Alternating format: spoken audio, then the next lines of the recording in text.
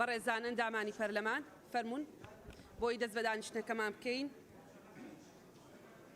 بە ناوی خوای بەخشندەی میهرەبان، بە ناوی گەلی کوردستان دانیشتنی ژمارەیەکی ئاسایی وەرزی دووەم لە ساڵی دووەم خولی پێنجەمی هەڵبژاردننی پەرلەمانی کوردستان دەست پێەکەین. باشترین سەرەتاش بە دەقیقەیەک وەستانە بێ بۆ گیانی پاکی شەهیدانی کوردستان و عێراق لەگەڵ مارشی عێراقی.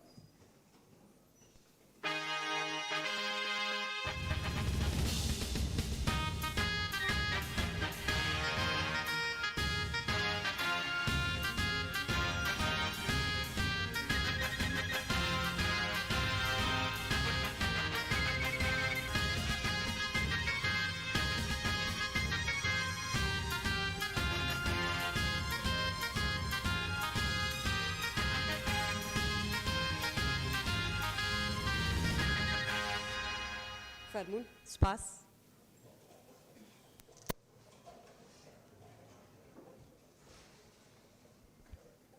بەڕێزان، ئەمڕۆ وەرزی دووهەمی تەشریعی لە ساڵی دووەم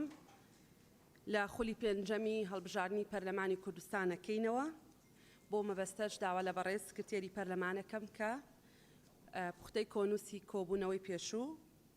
لەگەڵ بەرنامەی کار بخوێنێتەوە. فەرموو.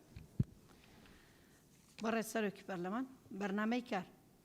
بەپێی حکمی مادەی 5 بورگەکانی یەکەم و دووەم و سێیەم لە مادەی 16 و بورگەکە سێیەم لە مادەی 18 و بورگەکانی یەکەم و دووەم و سێیەم و چوارەم و پێنجەم لە مادەی 20 مادەکانی 47 و 48 و 52 و 54 و 55 و 56 و 57 لە پەیڕەوی ناوخۆی پەرلەمانی کوردستان دەستەی سەرۆکایەتی پەرلەمان بریاریدا بەرنامەی کاری دانیشتنی ژمارە یەکی ئاسایی خولی پاییزەی ساڵی دووەم لە خولی پێنجەمی هەڵبژاردننی پەرلەمان لە کاتژمێریەکی پاش نیوەڕۆ ڕۆژی چوارشەمە ڕێکەوتی 2/9/2020 بەم شێوەیە بێت. یەکەم، 1 دقیقەی بێدەنگی وەستان بۆ ڕێزلێنان لە گیانی شەهیدانی کوردستان و عێراق لەگەڵ مارشی نەتەوەی. دووەم، کردنەوەی خولی پاییزەی ساڵی دووەم لە خولی پێنجەمی هەڵبژاردن لەلایەن سەرۆک پەرلەمان بەپێی حکمی بڕگەی یەکەم و دووەم لە مادەی 7 و بڕگەی سێیەم لە مادەی 18 پەیڕەوی ناوخۆی پەرلەمانی کوردستان. سێیەم، وتەی بەڕێز سەرۆکی پەرلەمان بە بۆنەی کردنەوەی خولی پاییزەی ساڵی دووەم لە خولی پێنجەمی هەڵبژاردننی پەرلەمانی کوردستان. چوارەم، خوێندنەوەی دووەم بۆ پێشنیازی یاسای ماف و ئەرکی نەخۆش لە هەرێمی کوردستان بەپێی حکمی مادەکانی 87 88 89 لە پەیڕەوی ناوخۆی پەرلەمانی کوردستان. پێنجەم، خوێندنەوەی یەکەمی پرۆژە یاسای فرۆشتن و بەبەکرێدانی مایەکانی دەوڵەت لە هەرێمی کوردستان بەپێی حکمی بڕگەی یەکەم مادەی 83 لە پەیڕەوی ناوخۆی پەرلەمانی کوردستان. زۆر سپاس. بەڵێ، زۆر سپاس. ئەندامانی بەڕێزی پەرلەمان، هاوڵاتیانی ئازیزی هەرێمی کوردستان، وەرزی دووەمی یاسادانان لە ساڵی دووەمی خولی پێنجەمی هەڵبژاردننی پەرلەمانی کوردستان لە کاتێکا کەینەوە کە مرۆڤایەتی بەگشتی و هەرێمی کوردستانیش بە تایبەتی گیرۆدۆی پەتایەکی کوشندەیە کە هەڕەشەیە لەسەر تەواوی مرۆڤایەتی و بۆ تەمایی توشبوون و گیان لە دەستدانی هەزاران کەس. بۆیە سەرەتا و دوای ئومێدی شیفا بۆ نەخۆشەکان و سەبووری و دڵنەوایی بۆ کەسوکاری کۆچکردووان و نزامان بۆ ئەوەی خوای گەورە قوربانیەکان بە بەهەر شاد بکە. ئەرکمانە گزارش لە سوپاس و پێزانین و دەستخۆشیمان بۆ پێشکەشکارانی خزمەتگوزاری تەندروستی و پزیشکی بکەین و داواکاری نەحکومەتی هەرێمی کوردستان کە ئەرکی خۆی لە پێدانی ئیمتیازێکی شایستە بەو پزیشک و کارمەندانی تەندروستی جێبەجێ بکە کە لە سەرەتاوە تا ئێستا لە سەنگەری ڕوبەڕووبوونەوەی کۆرۆنا شەونخوونیەکەن. بەڕێزان، تا ڕادەیەک جیاواز لە میلەتانی تر، کوردستانیان هاوکات لەگەڵ مەترسی کۆرۆنا هەرزوو کاریگەری و لێکەوتەکانی کۆرۆنا و دابەزینی نرخی نەوت لە بازاڕەکانی جیهان و بڕینی پشکی هەرێم لە بودجەی فیدراڵی لەسەر دۆخی ژیانیان دەرکەوت و دووچاری ناڕێکی لە پێدانی موچە و کەمکردنەوەی تەمویلی موچە و سزبوونی بازاڕەکان بوونەوە. هەموو ئەمانەش بوونە بارگرانیەکی تری سەرشانی خێزانەکان، چ موچە خۆران و چ کاسبکاران. بۆیە بە پێویستی زانم چەند خاڵێک وەک ئەرکی پەرلەمان لەم قۆناغەدا بخەمە ڕوو. یەک، پشتیوانی لە شاندی دانوستانی حکوومەتی هەرێم لەگەڵ حکوومەتی فیدراڵ و دووپاتکردنەوەی ئەو ڕاستیەی کە ڕێککەوتنێکی هاوسەنگ لە چوارچێوەی ماف و ئەرکە دەستوریەکان لەم قۆناغا پێداویستێکی حاشا هەڵنەگرە. دوو، چڕکردنەوەی ئەرکی لیژنەکان و پەرلەمانتاران لە چاودێری جێبەجێکردنی یاساکان و ئەو بڕیارانەی کە ژمارەیان زۆر و زەوەندە و تەنها بە جێبەجێکردنیان داهاتی نەوت و داهاتی دەواازە و خاڵە سنووریەکان، داهاتی وەدەستهاتووی وەرگرتنی باج لە گەورە باجدەران و کۆمپانیەکانی بەرهەمهێنان و خزمەتگوزاری بواری پیشەسازی نەوتی و ڕێخستنەوەی تەواوی داهاتە ناوخۆیەکان زۆر لە ئێستا زیاتر دەبێ و دۆخ و گوزەرانی خەڵک و هەرێمەکەشمان دەباتە خۆناغێکی تر. هیچ خەرجیەک لە دەرەوەی یاسای بودجە بە شێوەی زانستی و پشتبەست بە سەنەدی قانونی خەرج ناکرێ، بۆیە جگە لەوەی ئەرکی حکوومەتە دوای 7 ساڵ پرۆژەی بیاسای بودجە بنێنێتە پەرلەمان، ئەرکی پەرلەمانتاران و لیژنەکانیشە بە دواداچوون و لێپێچینەوە بۆ نادنی پرۆژە یاسای بودجە بکەن، لەبەرەوەی ئەوە 7 ساڵە پەرلەمان نەیتوانیوە یەکێک لە ئەرکە سەرەکیەکانی لە پەسەندکردنی بودجە جێبەجێ بکە. ئەندامانی بەڕێزی پەرلەمان سەبارەت بە پرۆسەی تەشریع بەڕێستان وەکو فراکسیۆنەکان لە خشتەکانی تایبەت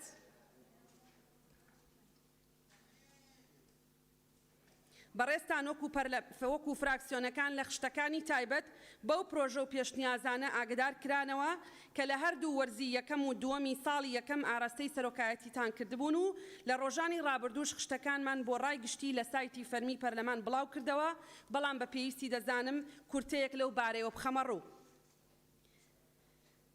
کۆی گشتی 65 پرۆژە و پێشنیاز بووە، پەسەندکراوەکان تەنها دەن، ڕەتکراوە لەلایەن حکوومەت یا لیژنەمیشەیەکانی پەرلەمانی کوردستان 12، چارەسەرکراو بەپێی یاسا و بڕیارە پەسەندکردەکان 5، ئەوانەی پێویستیان بە پاڵپشتی داراییە یان گۆڕانکاریە لە پەیکەری دامەزراوەیەکە،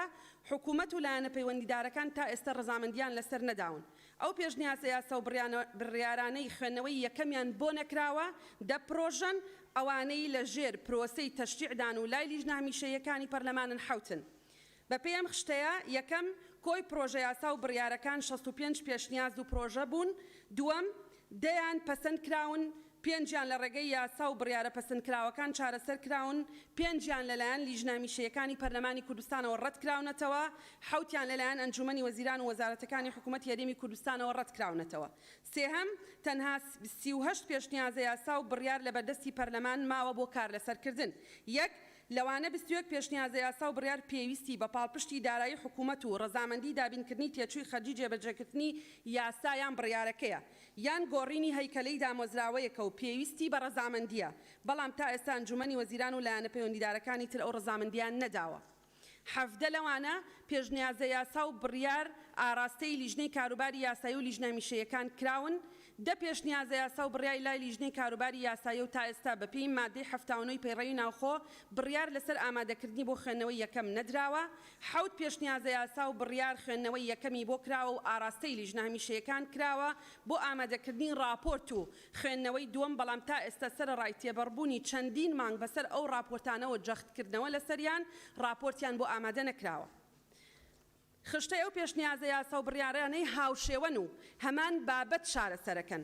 دامەزرانی دەرچۆیەکەمەکان 2 پێشنیاز، هەمواری یاسای سەرۆکایەتی هەرێم ژمارەیەکی ساڵی 2005 2 پێشنیاز، هەمواری یاسای وەبەرهێنانی ژمارە 4 ساڵی 2006 2 پێشنیاز، پاراستی مامۆستایان و ڕێبەرە پەروەردەیەکان 2 پێشنیاز، گێڕانەوەی شایستە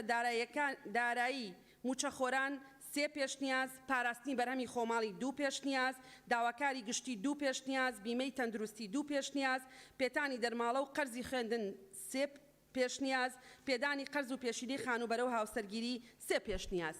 واتە بە پێم خشتەیە 14 پێشنیازە یاسا و بڕیار تایبەتن بە چارەسەرکردنی تەنها 7 بابەت. بەپێی هەمان خشتە 9 پێشنیازە یاسا و بڕیار تایبەتن بە چارەسەرکردنی 3 بابەت. بەگشتی 23 پێشنیازە یاسا و بڕیار هەرچەندە لە ڕووی ژمارەیەوە 23 پێشنیاز و پێشنیازن، بەڵام بە مەبەستی چارەسەری تەنها 10 بابەت ئاراستە کراون و هاوشێوەن. بەڕێزان، سەبارەت بە وەرزی یەکەمی ساڵی دووەم بەداخەوە بەهۆی کەرەنتین و خۆپارێزی و دۆخی تایبەتی پەرلەمان وەرزەکەمان لە ڕووی تەشریعیەوە لە ئاستی پێویستان نەبوو، بەڵام هەر لەو وەرزە توانیمان بە ئامادەبوونی 8 وەزیر بەپێی مادەی 66 چەندین دانیشتن بۆ خستنەڕووی بابەتی گشتی بۆ گفتوگۆ لە نێوان پەرلەمان و حکوومەت ئەنجام بدەین و تەنها 2 یادداشتی پەرلەمانتاران لەم وەرزە دانیشتنیان بۆ ئەنجام نەدراوە. یەکێکیان تایبەت بوو بە ئەنجامدانی دانیشتن لە پارێزگای هەڵەبجە لە 16ی 3، بەڵام بەداخەوە ئەو کات بڕیاری کەرەنتینی گشتی دراو بۆ خۆپارێزی کۆبوونەوە و گردبوونەوەکان قەدەغە کران و نەمانتوانی ئەو دانیشتنە گرنگە ئەنجام بدەین. ئەوی تریشیان تایبەت بوو بە بابەتی دۆخی کرێنشینان و لەلایەن ژمارەیەک لە پەرلەمانتاران واژۆکرا بوو، بەڵام داوامان لێکردن چارەسەرێک بوو ئەو بابەتە بخەنە ڕوو بوو ئەوەی دانیشتنێکی بەرهەمدارمان هەبێ. بۆیە هیوادارم لەم وەرزە بتوانین قەرەبووی ئەو کاتانە بکەینەوە کە لە وەرزی یەکەمی ساڵی دووەم لە دەستمان چوون، بۆ ئەوەش داوا لە لیژنەکانی پەرلەمانەکەم هاوکاری سەرۆکایەتی بن لە ئامادەکردنی ڕاپۆرتی پێشنیازە یاساکان و چاودێریکردنی کارەکانی حکوومەت. لە کۆتاییە ئاواتەخوازین کە کوردستانیان لە ساغ و تەندروست و باش بن و کوردستانیش گەشە سەند و ئاوەدان بێ. زۆر سوپاس. بەڕێزان، بۆ جێبەجێکردنی بڕگەی چوارەمی بەرنامەی کار داوا لە بەڕێزان لە لیژنەی کاروباری یاساییەکەم بێنە شوێنی خۆیان.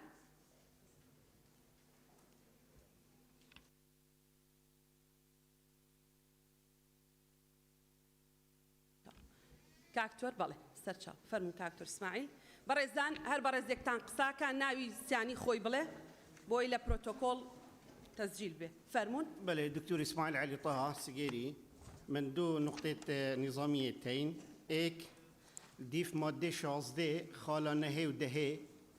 دسته سروكاتية بيتوية موقف اخوها بيتن برانبر احداث وتنظيم علاقات النافبرة برلمانتارا ونافبرة دزجهات حكومتي تحفتيه كده دست بيجين زيدا قافيل سر سي چار اندام پرلمانی هاتا کردن نیاسایی ما راستی ندید دسته سروکاتی حلویسته که موقفک هبید من چاورید کرد کلمه سروکا پرلمانی دا على الاقل اشارت که بدته وکو محافظه کردن سر رئیسداریا وی پرلمانی خالا من یا دویه یا نقطه نظامی ماده هفته برگا دویه بیجی دسپیکا ایکی نه خوله دست بید کرد دسپیک جی ایکی هیوی دست بید کرد نش دوی هیوی دست بید کرد از بینم اوه نه مخالفی پیروی بو. سپاس. باز بۆ جەنابەت بەڵێ کاک دیاری بەستە چاو مژدەخان. بەڕێ سەرۆکی پەرلەمان من دیاریە نۆر بەپێی مادەی 18 بڕگەی 4 ئەرکی دەستەی سەرۆکایەتی پەرلەمان و خودی سەرۆکی پەرلەمانە کە شکۆی پەرلەمان بپارێزێت. لەم هەرێمی کوردستانە و لە ماوەی ڕابردوودا نزیکی 4 پەرلەمانتار لەلایەن هێزەکانی ناوخۆ لەلایەن خەڵکەوە هێرش کراوەتە سەریان دەستەی سەرۆکایەتی پەرلەمان بە دێڕێکیش لێدوانێکی فەرمی نافەرمی هیچ موقیفێکی لەسرم منە بۆ هیچ لێدوانێکی لەسرم منە بۆ لە کاتێکا پاراستنی شکۆی پەرلەمان و پەرلەمانتار لە ئەستۆی دەستەی سەرۆکایەتی پەرلەمان و سەرۆکی پەرلەمانی کوردستانە. پرسیارەکە وەیە پەرلەمانی کوردستان نەتوانێت بۆ نمونە دیفاع لە پەرلەمانتارەکانی خۆی بکات کە حەسانەی یاساییان هەیە، چۆن دەتوانێت پارێزگاری لەو خەڵکەی دیکە بکات لە هاوڵاتێکی یاسایی لە چالاکەوانێک بەڕوخسەت بەڕێ سەرۆکی پەرلەمان. ئەخر بۆ تێ 1 دقە نقطەی نظامی بڵێ کاک دیاری. بەپێی مادەی 54 بڕگەی 4 بۆ مەوێ سێ خۆڵ قسە بکەم. سێ نقطەی نظامی کە بێ زەحمەت. بەڵێ 1 دقەت بۆ هەیە. سێ نقطەی نظامی کە تەواو پەیامەکەت گەیشت جوابی هەمووتان دەدەم و مژدەخان بەسەر چاو کاگە بکرێت. مژدە مەحموود بەڕێ سەرۆکی پەرلەمان هەر بە جدی ئێوە لە وڵاتەدا دەژین ئێوەی دەستەی سەرۆکایەتی ئەتوانی هەموو قسەیەک بکەیت لە سیاقێکی ڕێک و پێک. زۆر باشە بە ڕێکپێکی قسە دەکەم بەڕێ سەرۆکی پەرلەمان. ئەو هەموو شتە دەکرێت ڕوودەدا لە وڵاتەدا ئێوەی دەستەی سەرۆکایەتی هیچ موقفێکی ئەوتۆتان نییە. خۆپیشاندە دەیان هەزار خۆپیشاندەر لەسەر شەقامەکانە ئێوە یەک بەیاننامە یەک پشگیری دەیان هەزار مامۆستا لی دراوە سوکایەتی پێکراوە تەقەی بەسەرداکراوە بە گولەی پلاستیکی دنیایە گەنجی گیرفان بەتاڵ بریندار کراوە بە بەرد بە هەزار شێوە ئەشکەنجە دراوە چەندەها گەنج لە ڕانیە لە زاخۆ لە زۆربەی شوێنەکانی تر دەستگیر کراوە ئێوەی دەستەی سەرۆکایەتی چ موقیفێکتان هەبووە. بەڕێز دەستەی سەرۆکایەتی هیوادارم هیچ کە ئەو پەرلەمانە ئاوا بێ ئەهمیەت نەکەن. ئێوە دەتانتوانی بە بەیاننامەیەک بێ بە هەڵوێستێک بێ ئێوە نوێنەری خەڵکن نەک نوێنەری حکوومەت. بەداخەوە ئەو مامۆستایی کە من و تۆی بەڕێز سەرۆکی پەرلەمان گەیاندۆتە ئێرە لەسەر حەقەکەی خۆی لەسەر جادە بەردی پێدا دەکێشرێ بەڵام ئێوە موقیفێکتان نییە پشتیوانێکی ئەو خەڵکە بکەن لە کاتێکدا خەڵک حەقی خۆیەتی بۆ 30 ڕۆژ جارێک موچەکەی وەربگرێ 2 جار زیاتر لە 121 لێ بڕاوە هەر موقیفتان نەبوو بە 50 ڕۆژ موچە. مژدەخان ئێمە زۆر ڕێزت دەگرین ڕێزی هەموو ئەندامانی ڕێزی هەموو ئەندامانی قسەی خۆتت کرد تۆ قسەی خۆتت کرد مژدەخان پەیامەکەت گەیشت مژدەخان قسەی خۆتت کرد جەنابەت جوابت دەدەمەوە مامۆستا ئەبوبەکر فەرموون تۆزێک بە احترام قسە بکە تۆزێک بە احترام قسە بکە مامۆستا ئەبوبەکر مامۆستا ئەبوبەکر ئێوە بەڕێزان ئەندامانی پەرلەمان بەڕێزان ئەندامانی پەرلەمان ئێوە قسەی خۆتان بکەن لە سیاقی قانونی و پەیڕەوی هەمان ئەو قسەی کە مژدەخان کردی ئێستا برای بەڕێزمان دکتۆر ئیسماعیلیش کردی هەمان ئەو مانایە دەدا هەمان ئەو دەلالەتەی هەیە پێمان دەگا ئێمەش وەڵامی خۆمانمان هەیە بەڵام سیاقی خۆی هەیە قسەکردن یەکەم قسە ئاراستەی دەستەی سەرۆکایەتی ناکرێت قسە ئاراستەی سەرۆک دەکرێت بە گوێرەی پەیڕەو دوو جار سێ جار قسێک دووبارە دەکرێتەوە کە دەزانم بریندارمان دەکا بەڵام ڕێزت دەگرین لەبەرەوەی پێمان وایە جۆرێک لە ئازادیت هەیە بەڵام زیاتر لەسەر ڕۆیشتنی ئەمەش بۆ خۆمان اعتیبارمان هەیە و حەقی خۆمان هەیە قسەمانە بێ تەواو ئێستا مامۆستا بەڵێ مامۆستا ئەبوبەکر بەردەوام بە جەنابەت بەڵێ ڕاستە بەڵێ مژدەخان جان قسەی خۆتت کرد دەستت خۆش بێت تەواو مامۆستا ئەبوبەکر قسە دەکەی بەڵێ فەرموون بەڕێز سەرۆکی پەرلەمان من دوو خاڵی نیزامیم هەبوو یەکەمیان پشتگیری لە دکتۆر ئیسماعیل و کاک دیاریەکەم کە بەپێی مادەی 18 خاڵی چوارم ئەرکی جەنابتەوە کە پارێزگاری لە شکۆی پەرلەمان بکەی خاڵی دووهەم هەر بەپێی مادەی 16 بڕگەی دەیەم دەرکردنی بەیاننامە و دەربڕینی هەڵوێست لەسەر بابەت و ڕوودا و پێشهاتەکان ئەرکی دەستەی سەرۆکایەتی پەرلەمانە و هەروەها بەپێی مادەکانی 43 و 44 بڕگەکانی یەکەم و بڕگەی دووهەم لەم ماوەیەدا دەیان چالاکوان مامۆستای ناڕازی لە شار و شارۆچکەکانی کوردستان دەستگیر کراون بەداخەوە دەستەی سەرۆکایەتی پەرلەمان نە هیچ هەڵوێستێکی دەربڕیوە و نە لیژنە تایبەتمەندەکانی پەرلەمانیشی ڕاستپاردووە کە لێکۆڵینە لەو بابەتە بکەن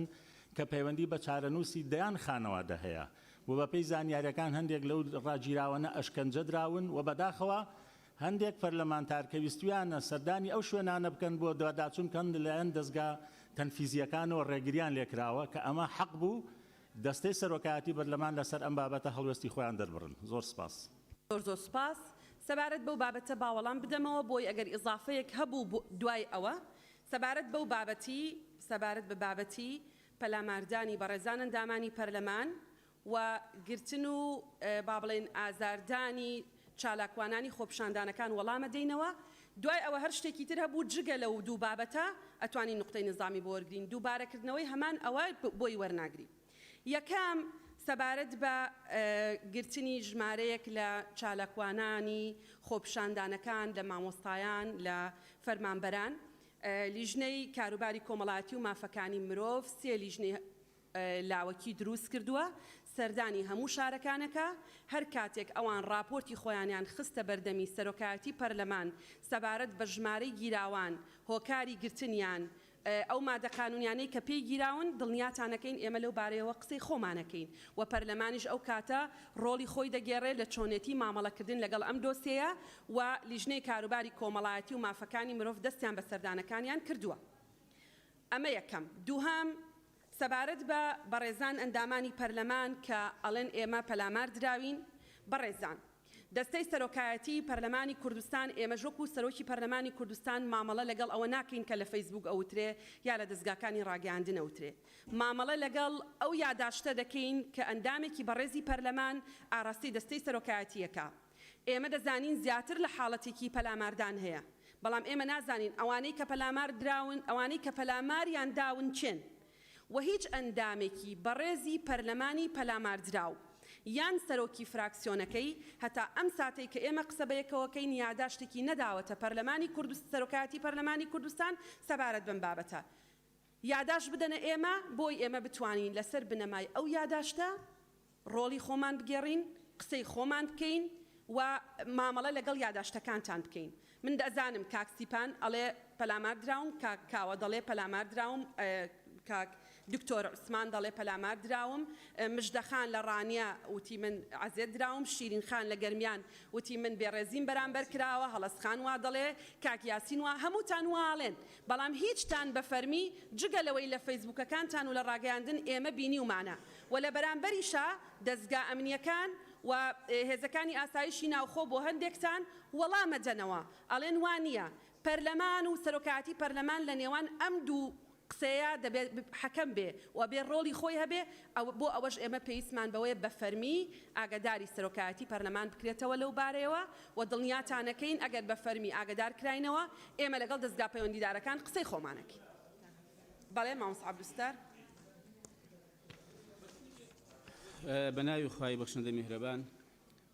بەڕێز سەرۆکی پەرلەمان وەڵامیش دوو خاڵی پێڕەویم هەبوو یەکێکیان ئەندازەی ڕوون کردو بەڵام هەر ئەو سەرنجەم لەسەری هەیە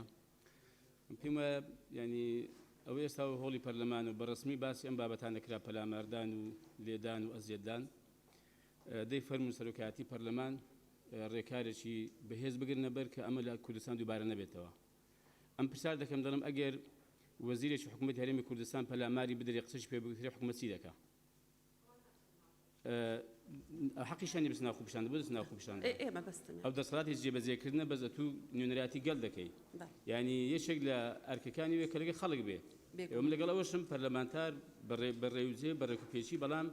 بەڕاستیەکە ئەوەش دەکرێت زۆر بێڕێزیە بەرامبەر بە پەرلەمان و پەرلەمانتاران یعنی ناکرێمە قبول بکرێەوە ئەرچی ئێوەیە کە لەسەری بسن و لێ نەگەر ئەمە دووبارە بێتەوە خاڵی پێڕەوی دوم ئەوەیە بەرە سەرۆکی پەرلەمان بەپێی بڕگەی چوارمی مادەی 38 سەرۆکی فراکسیۆن بۆی هەیە بابەتێکی گشتی کە پەیوەندی بە خەڵکەوە هەبێ ئاراستەی سەرۆکایەتی پەرلەمان بکە بۆ ئەوی بخرێتە بەرنامەی کارەوە تەماشام کرد ئەوەی بابەتێک کە من 24 ساعت پێشتریش داوام کردووە نەخراوەتە بەرنامەی کار بۆ گفتوگۆ کە پەیوەندی بە تاوتێکردنی ڕەهەندە نایاساییەکانی بڕیاری لێبڕنی ڕێژەی سەدا 22 موچەی فەرمانبەرانە کە ینی بابەتێکی گشتیە بم پێم وابوو دەبوو ئەمڕۆ کە تۆزە قسەی لەسەر بکەین بکرا بە بابەتی نازانێنی بۆ ئەمە داخلی بەرنامەی کار نەکراوە. بەڵێ سپاس. سپاس. سەبارەت بە یاداشتەکەی بەڕێستان دوێنێ یاداشتەکەمان پێگەیشت بەڵێ ئێمە لەبەر ئەم دوو هۆکارە نەماکستە بەرنامەی کار. یەکەم ئەگەر هەر قسەکردن بێ لە بینی خۆمانە یعنی وەکو پەرلەمان بەبێ ئامادەبوونی حکوومەت نازانم بەرهەمەکەی چی ئێمە دانیشین لە بینی خۆمانە قسە لەسەرم بابەتە بکەین لیژنێکی پەرلەمانی ژەتوانێت قسە بکە.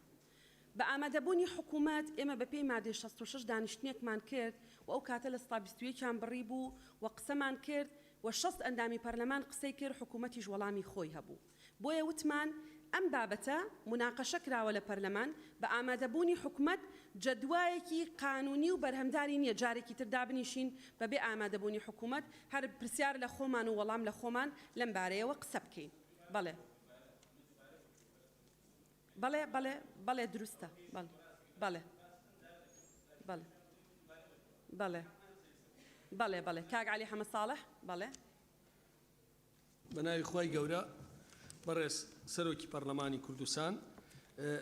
یعنی من مبەرڕەکەی تۆ تێگەشتم کە یادداشتان بەڕسمی پێ نەدراوە بەڵام لە تەنیشت ئەمە دەیان قەراری حکوومەت و پەرلەمان هەیە لەسەر هەواڵی ئەعلامی شتێ بووە بە قەزیە و قەرار لێدرا و ئیشی تیاکراوە ینی ئەو بە نەزەری اعتیبار وەرگری خاڵێکی تری پێڕەوی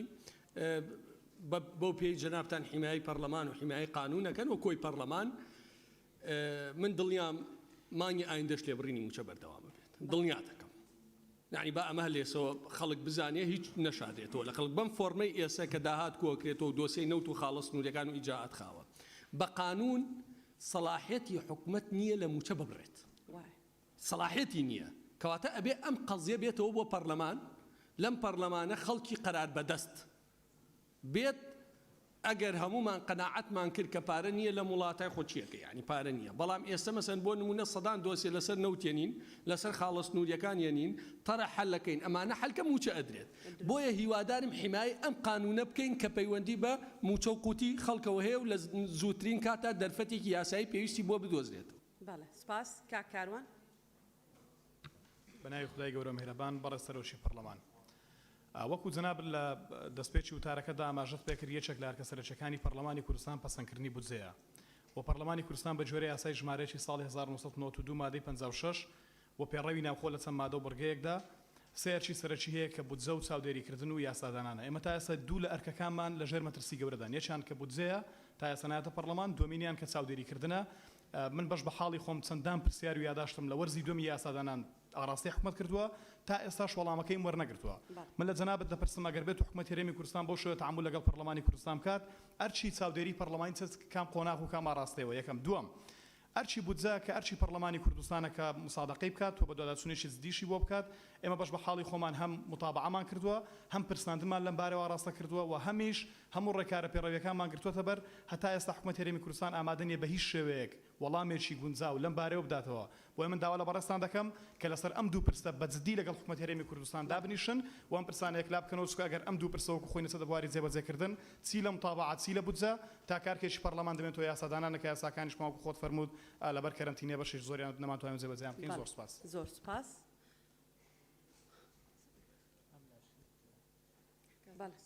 بەڵێ کاک موحسین با تۆزێک لێرە شوەرگرم ئەوە شەتداون بووە لە بەرەوەی زۆر گەرمە خەریکن بەڵامی تر چی بکەین هانی کارەباکەی کە عیلاقی بەو سبلیتانەوە هەیە وان پێوتوم تەکنیکیەکان کە شەتداون بووە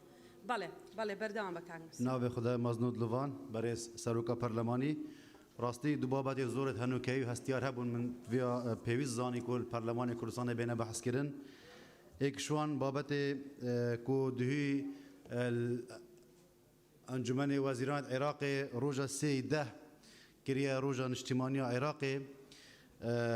ئەو ڕۆژە و عێراق ژێر انتدابە بریتانی خلاص بووی و بووە دەوڵەت عزبەت الأمم دا طبعا جبروی روزه خلق سلیمانی به درک سرا جناب واگدار شش ایلول خوب پیشاندان کردن و خلق هاتا کشتن و سردردان و برزه کردن جبرنده چون که هم باشکش عراقی پیدویه براستی بسیار خلق کردستان هات بکردن اما وصل بین که اوه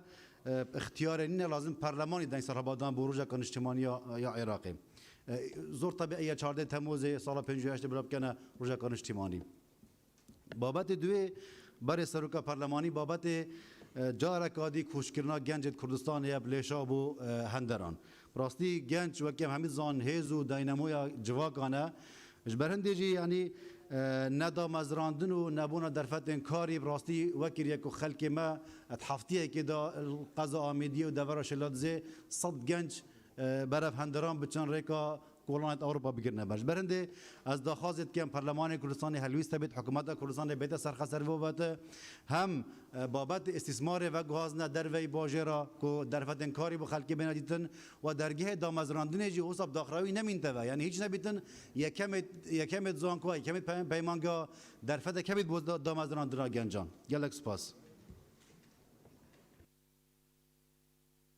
بله زور سپاس کاکمم برای سروشی پارلمان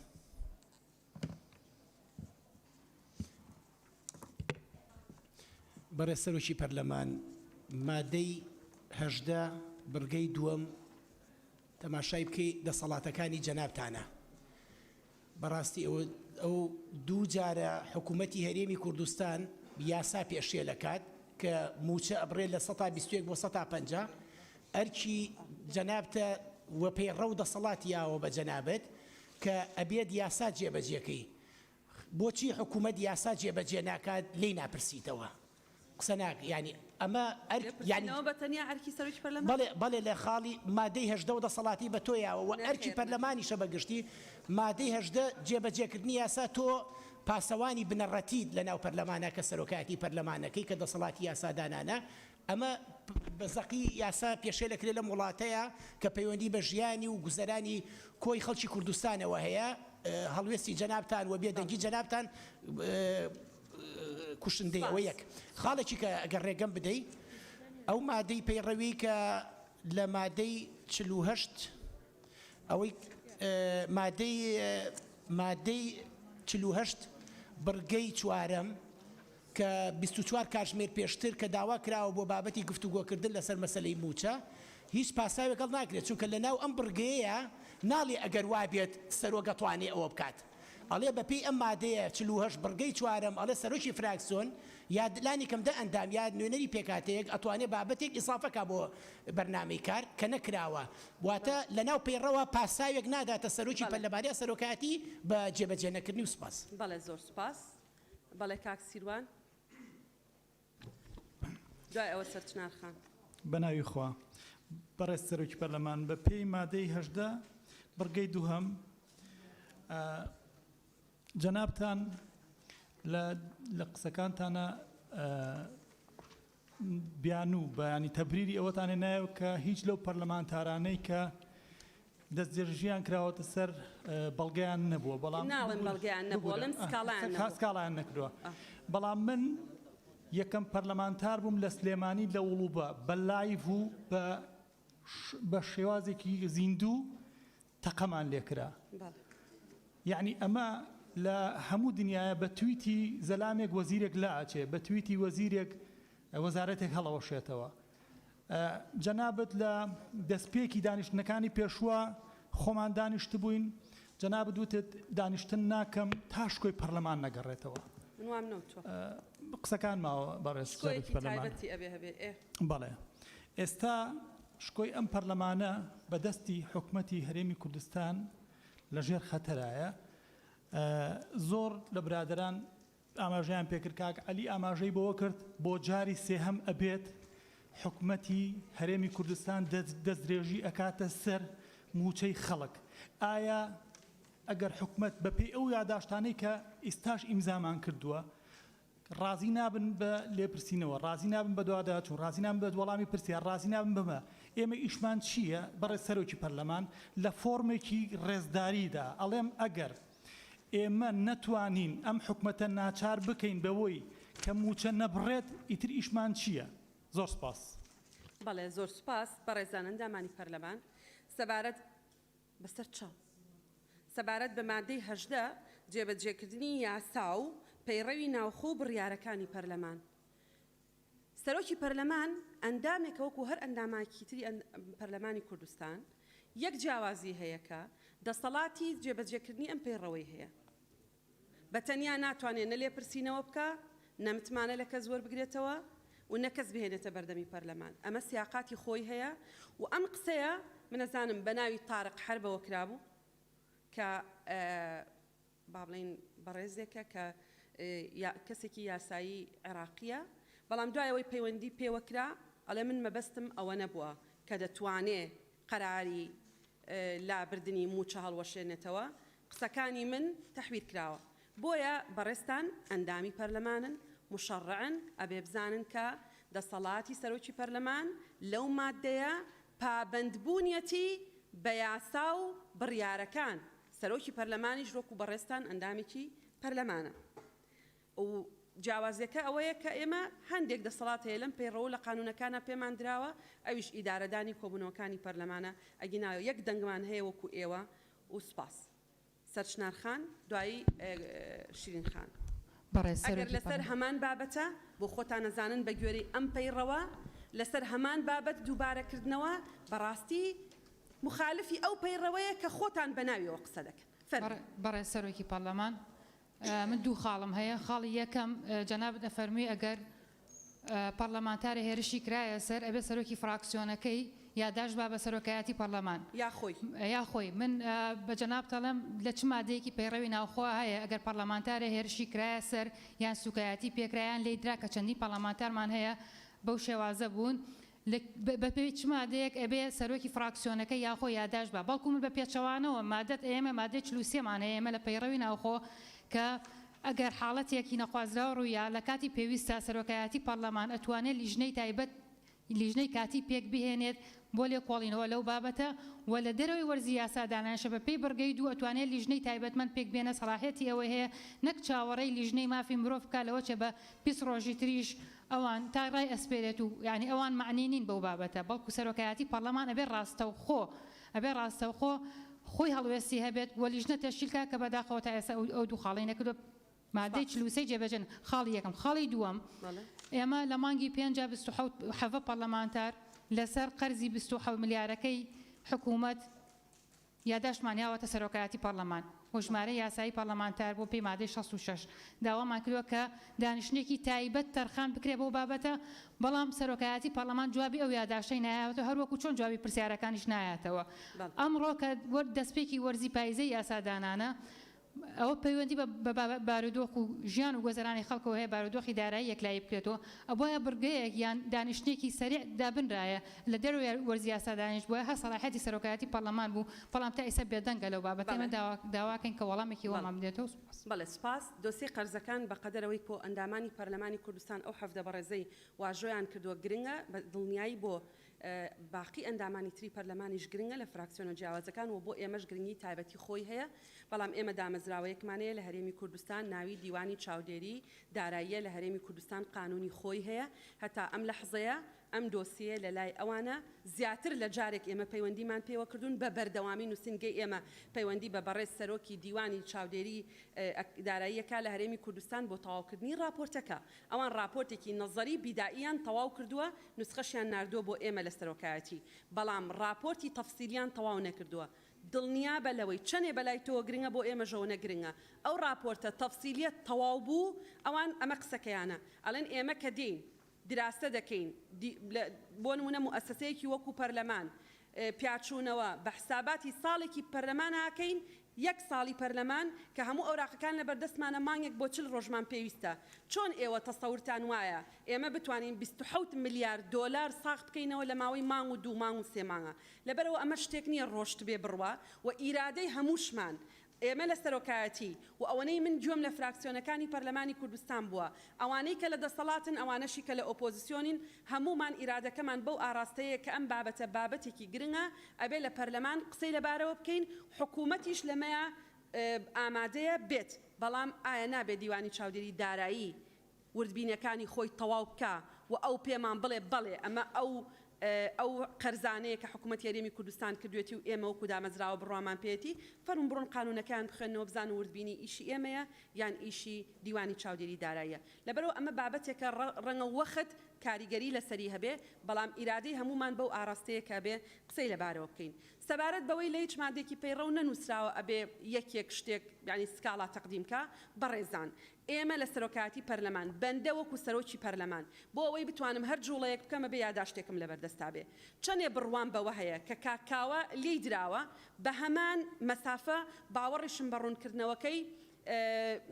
پۆلیسی هەولێر هەیە لەبەرەوەی هیچ نازانم لەبارەی هیچ کامیانەوە هیچ زانیاریەکەم نییە لەبارەی هیچ کامیانەوە جگە لەوەی لە ڕاگەیاندن هەردووچانم بینیوە ئێمە خەڵکی قانونین بێجگە لەوەی کە ینی مشەڕعین ئیشمان لەوەیە کە جگە لەوەی سەرۆکی پەرلەمانین بە هەمان مەسافە سەیری گزارشتی هەردووچانەکەم بۆی بزانم ڕاستە یا ڕاست نییە ئەبێ سکاڵایەک یاداشتێک بدرێ بە سەرۆکایەتی پەرلەمان بۆ ئەوەی ئێمە سەبارەت بەو پەلاماردانانی ئەندامانی پەرلەمان لیژنەیەک دروست بکەین بە دوواداچوون بۆ کەیس بە کەیسیان بکە هەیە لە ڕانی ئەڵێ من عەزێدراوم هەیە لە گەرمیان ئەڵێ عەزێدراوم هەڵێ لە دۆکە هەڵێ لە هەولێرە ئەم مەسەلەیە بڕاوەتەوە ئەندامێکی پەرلەمان کە لێی دراوە خۆی ئامادە نییە سکاڵا بکە من بڕوان بە فەیسبوک نییە ناتوانم لەسەر ئەساسی فەیسبوک مامەڵە بکەم بەڕێزان ئەندامانی پەرلەمان دۆسەی ئەم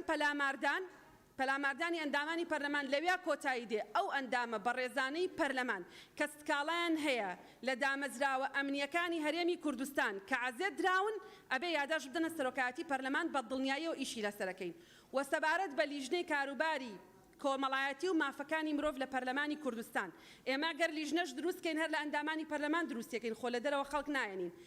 متمانەی تەواومان بە لیژنەکەی خۆمان هەیە لە پەرلەمانی کوردستان کە لیژنەی تایبەتمەندە بە داکۆکیکردن لە مافەکانی مرۆڤ و ئەندامی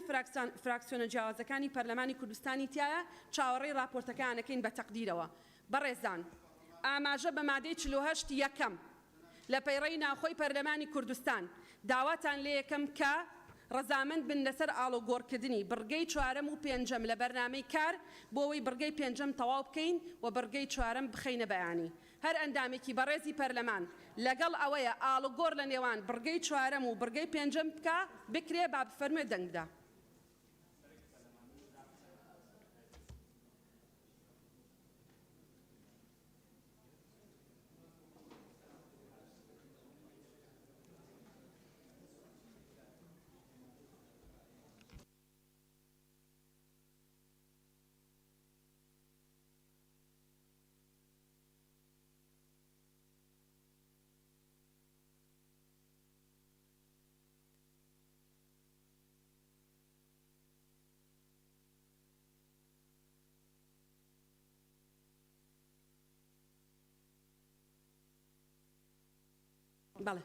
بەڵێ بەدەنگی هەفتاویەک ئەندامی پەرلەمان ئاڵوگۆڕ لە بڕگەکانی بەرنامەی کارکرا فەرموو بەڕێز جێگری سەرۆکی لیژنەی کاروباری یاسایی وەرتان دەگرم بەڵێ فەرموون بەنای خۆی گەورە بەڕێز سەرۆکی پەرلەمان ئەم پرۆژە یاسایی کە لە خوارەوە خوێندنەوە یەکەمی بۆ دەکرێت پرۆژە یاسای فرۆشتن و بەکرێدانی مایەکانی دەوڵەت لە هەرێمی کوردستان داش عێراق ئەم پرۆژە یاسایە لەلایەن ئەنجومەنی وەزیرانەوە پێشکەشکراوە پێکهاتووە لە 43 مادە لەگەڵ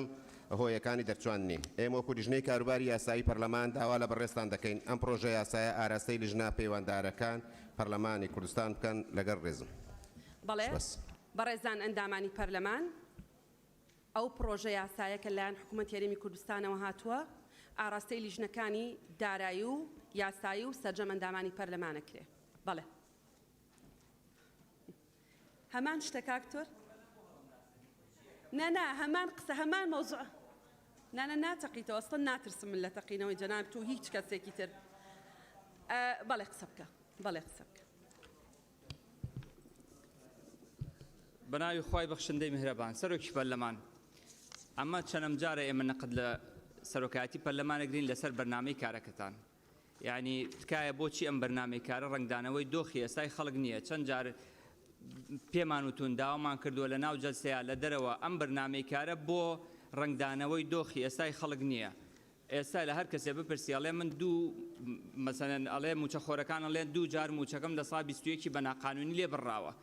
لە کاسبکار بپرسی ئەڵێ من بەهۆی بێموچەییەوە کەسابەتم وەستاوە لە هەموو خەڵکی هەرێمی کوردستان بپرسی لە مناڵەوە تا گەورە ئەڵێ نەوتەکەم دیار نییە داهاتەکەی یعنی ئەم بابەتانە بۆ ناخەنە بەرنامەی کارەوە هەندێک بابەتی لابەلاوشتە خەنە بەرنامەی کارەوە یعنی بەڕاستی ئەوە خۆ باسی پرۆژە یاسای بودجە کرد کە 7 ساڵە هەر نیمانە یعنی کەس نازانێت گیرفانی حکومەت چەنی تێچێ چەنی لێ دەرەچێت چۆنی سەرفەکە ئەیا بەکێ و چۆنی سەرفەکە ئەنجا بەڕاستی سیرکە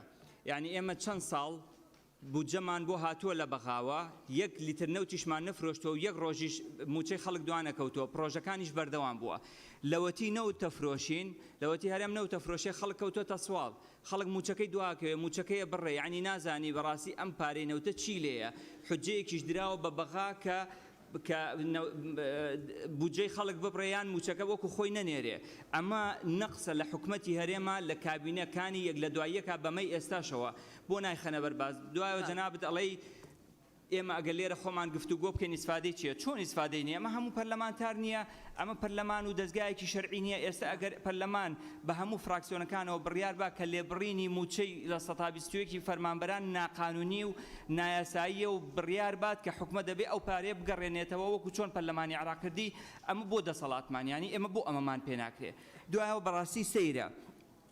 نەوتە فرۆشێ بە 45 دلار 5 دلاری دیارە 40 دلاری دیار نییە هەر ئەسڵان وڵاتانی دراوسێ و ئەملاودا زیاتر ئیسفادە لە نەوتی ئەماکەن سەرۆکی پەرلەمان هەر ئەڵەی بە خێر 5 دلارمان لە بەرمیلەکە بۆیەتەوە ئاخر بەشی ئەو هاوڕێیانەشم کە لە پاچە کراون با یەک دۆزێک تیش بڵێم ئەندامانی پەرلەمان بەڕێزان ئەندامانی پەرلەمان بۆ ئەوەی بەڕێزان ئەو بەرنامەی کارە ئەخر دەیە تۆ قسەی خۆتت تەواو کرد نەزانم تۆ ئینت هەڵواسیوە بە خۆتە ئەوەی کە چێتە دەرەوە کاکتۆر کازم ناتوانی بهێنیت ئەزانی ئەمە کاکتۆر کازم باڵێ هەمومان نوێنەری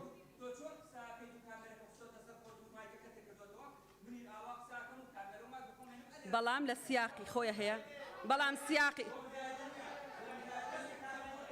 کاک باڵام بۆ بەڕێزان ئەندامانی پەرلەمان بەم شێوەیە کۆتایی بە دانیشتنەکەمانەیەنین سبەینێ سەعات